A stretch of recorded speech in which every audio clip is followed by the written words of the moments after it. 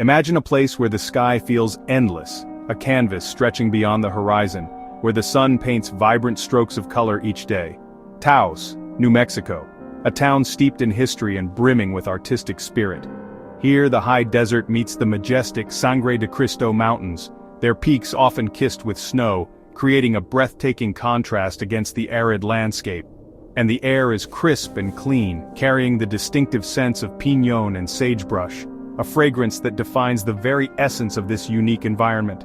As the day wanes, sunlight washes over the traditional adobe buildings, transforming them into structures of gold and rose, a spectacle of light and shadow. Long shadows stretch across this ancient land, whispering tales of generations past, of cultures intertwined and stories etched into the very soil.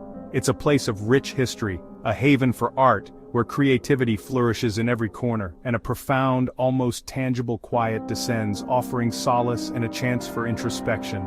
Stand at the edge of the Rio Grande Gorge, a dramatic chasm carved over millennia, and you'll feel utterly alone with the vast silence, a humbling experience. But for some residents of Taos, that profound silence is often broken, replaced by a low, persistent hum that seems to emanate from nowhere and everywhere. The Taos Hum, a local enigma. A sound with no clear, identifiable source, a mystery with no definitive beginning and seemingly no end. It's not the hum of a refrigerator or the distant rumble of traffic, those are easily dismissed. This is something altogether different, a pervasive presence that seems to be everywhere and yet pinpointed nowhere at once. For a select few, it's become a constant companion, an uninvited guest in the quiet moments of their lives. A persistent mystery woven into the very fabric of Taos itself, an auditory puzzle that defies easy explanation. The usual comforting sounds of daily life, the gentle whisper of wind through the juniper trees, the distant calls of coyotes at dusk, the lively chatter emanating from the cafes in Taos Plaza. These are the familiar sounds that paint the soundscape of Taos. The hum, however, is distinctly not. It's an unwelcome intruder, disrupting the natural peace and tranquility of the high desert. For those who can perceive it, it's a persistent puzzle, an auditory anomaly that can slowly turn tranquility into a source of torment and frustration. Our journey into this mystery begins here, not with a traditional treasure map guiding our way, but with a dedicated search for the elusive source of this unsettling sound. We're embarking on a quest to chase a phantom, a phenomenon that has baffled scientists, engineers, and the residents of Taos for decades. Is it a product of modern technology, some form of electromagnetic interference? Is it rooted in biology, perhaps a physiological phenomenon? Or is it something far deeper and more profound, something hidden beneath the surface? Could it be a whisper emanating from the Earth itself, a geological phenomenon, or perhaps a signal that we simply don't yet possess the means to fully understand or explain? The curious and concerned people of Taos have been grappling with these very questions for many years, seeking answers and hoping for a resolution. Now we're here to lend an ear, to listen intently to the whispers of the desert, to meticulously seek out the elusive source of the hum, wherever it may lead us, and ultimately, to uncover the hidden secrets that the high desert of Taos holds, secrets that may finally explain the mystery of the hum. The Taos Hum, even the name itself carries an air of mystery. It became a public enigma in the early 1990s, capturing the attention of not just the residents of this small New Mexico town, but eventually, the world. It all started when residents began to realize they weren't alone in hearing it. This wasn't a fleeting sound, or a figment of the imagination. It was a persistent, unsettling presence. Imagine thinking you're the only one tormented by a strange noise, a low, constant hum that seems to vibrate through your very being. Then discovering your neighbor hears it too, a shared experience, a collective validation that something truly strange was happening. Wanda, one of the first to speak out publicly about the hum, described it as a low-pitched hum, a deep resonating sound like a distant diesel engine laboring away in the distance. For many, the hum was relentless, an uninvited guest that refused to leave, inescapable even inside the supposed sanctuary of their own homes. Walls offered no protection, quiet corners provided no solace. Bob, another resident plagued by the mysterious sound, said, "You shut all the doors and windows, trying to create a barrier against the noise, and you can still hear it. Sometimes it's louder inside." A cruel twist that amplified the feeling of helplessness. It was worst at night, when the world around them fell silent, when the world was quietest, and the hum seemed to intensify, filling the void with its unnerving presence. The hum became a form of sonic torture, an invisible force chipping away at their sanity, a constant presence that permeated every aspect of their lives, leaving them feeling perpetually on edge. Most hearers described it as a low-frequency drone, a deep rumble that seemed to vibrate through the earth itself, sometimes pulsing with a rhythmic beat, always elusive, just out of reach. Move toward it, trying to pinpoint its source, and it fades, as if mocking your efforts. Try to record it, hoping to capture some evidence of its existence, and microphones pick up nothing. Just silence. Only about 2% of Taos residents reported hearing it, a small fraction of the population, dividing the community into hearers and non-hearers, those who understood the torment and those who couldn't comprehend it. This wasn't just about sound, it was about the psychological impact. It was about people's lives being upended, their peace shattered, their well-being threatened. Wanda and Bob, along with other affected residents, reached out to local officials and scientists, seeking answers and solutions, desperate for answers that could explain the source of their suffering and offer a path to relief. They didn't want attention or notoriety, they weren't seeking fame. They wanted validation that their experience was real and relief from the constant maddening hum. Their stories, shared with increasing urgency, turned the hum from a local oddity, a strange quirk of Taos, into a scientific investigation, a puzzle that demanded to be solved. The mystery was no longer just a curiosity confined to the borders of Taos. It was a challenge to the scientific community, a test of community resilience, and a question mark hanging over the town. The hum forced Taos to confront the unknown, not in isolation but together, as a community bound by a shared, perplexing experience. It became a shared enigma, a collective puzzle that everyone was trying to solve, uniting those who heard it in their desperate search for understanding and a return to peace and quiet. And it set the stage for a deeper investigation, a quest to uncover the truth behind the unsettling phenomenon. The hum was now more than a sound, it was a symbol of the unknown, it was a scientific phenomenon demanding explanation, a mystery that captivated the minds of researchers and the attention of the world. The search for answers had begun, fueled by the residents' experiences and the scientific community's curiosity. And the world was listening, eager to learn the secrets behind the Taos Hum.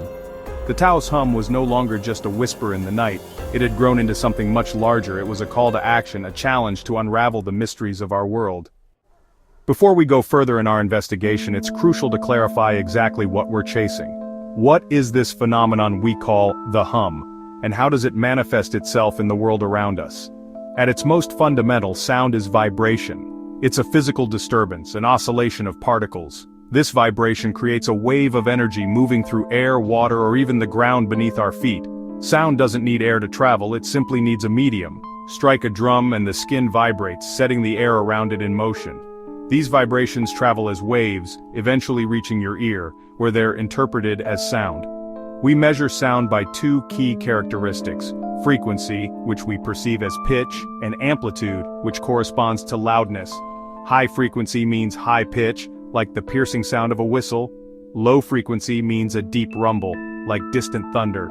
The range of human hearing typically spans from about 20 to 20,000 hertz.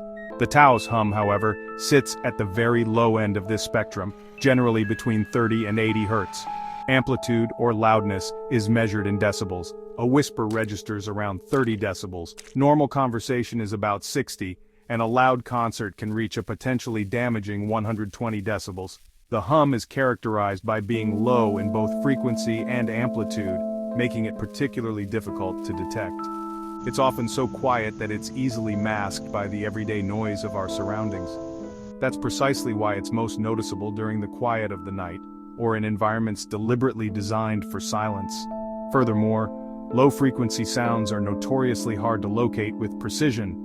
They have the ability to travel vast distances and seem to emanate from everywhere and nowhere at once.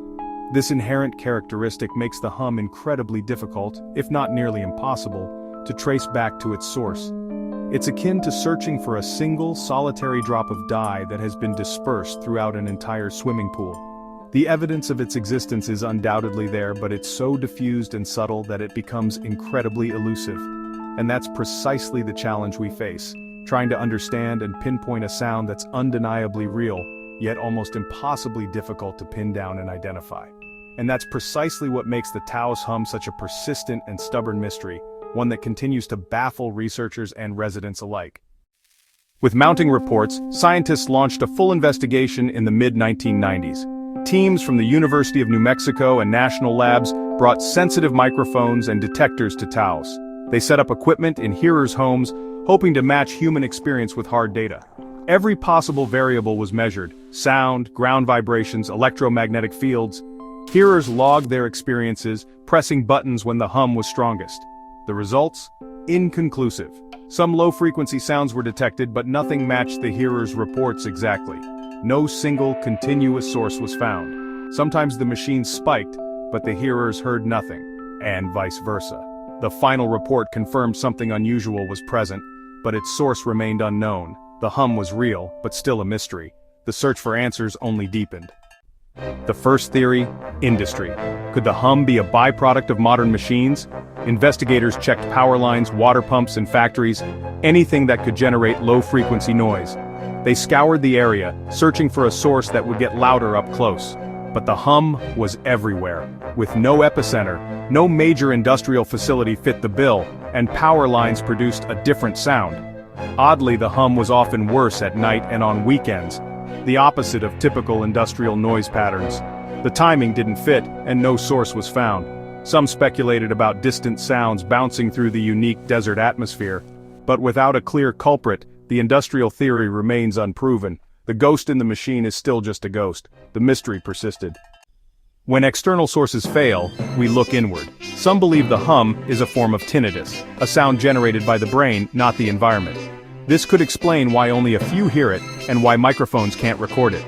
Maybe something in Taos triggers this in sensitive people, but many hearers reject this. They insist the sound is external, sometimes even affecting their pets. Another idea: otoacoustic emissions, faint sounds from the inner ear. But this doesn't explain the geographic clustering. The sound inside theory is tidy, but for many, it feels dismissive. The debate continues. What if the hum comes from the Earth itself? Taos sits near the Rio Grande Rift, a geologically active area. Tectonic shifts and microseisms could, in theory, generate low-frequency sounds. Maybe under certain conditions, these vibrations become audible. Similar hums have been reported worldwide, often in geologically unique places. It's a romantic idea, the Earth humming a tune only a few can hear. But there's no direct evidence linking geology to the Taos hum. The theory remains compelling but unproven. When science falls short, speculation takes over. Some blame secret government projects or hidden military tech. New Mexico has a history of both. Could the hum be a side effect of ELF transmissions or experimental aircraft? There's no public evidence, but conspiracy theories thrive on secrecy. Others link the hum to UFOs. Taos is a hotspot for sightings. Maybe it's alien technology, just beyond our perception. These ideas are far-fetched, but they show how desperate people are for answers. The mystery deepens, inviting wild possibilities. After all the theories and investigations, the Taos hum remains unsolved. Each explanation has holes, none provide definitive proof. The hum is a puzzle with too many missing pieces. It reminds us that some mysteries resist easy answers. For hearers, it's a daily reality, frustrating, isolating, and unifying. Their search for answers continues, turning them into citizen scientists. The Taos hum endures, inviting us all to listen, to wonder, and to keep searching. The expedition isn't over, the mystery lives on.